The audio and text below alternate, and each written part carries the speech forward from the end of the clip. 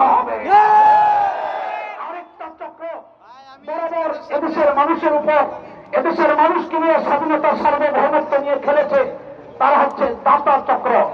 তারা এনজিওদের কাজে ভর দিয়ে এদেশের মানুষের কৃষ্টি কালচার, এদেশের মানুষের তাহজিব তামাদ্দুন এগুলোকে নস্যাৎ করে পশ্চিমাদের কৃষ্টি কালচার এদেশে বাস্তবায়নের বারবার চেষ্টা করেছে।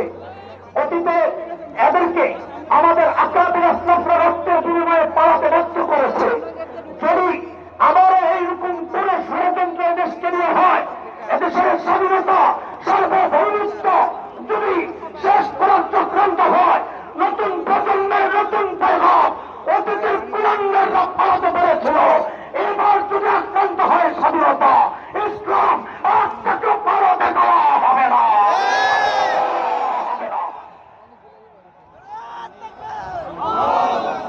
সংগ্রামী সাথী ও বন্ধুগণ, মহাসমাবেশের পর্যায়ে বক্তব্য রাখবেন হেফাজতে ইসলাম বাংলাদেশের কেন্দ্রীয়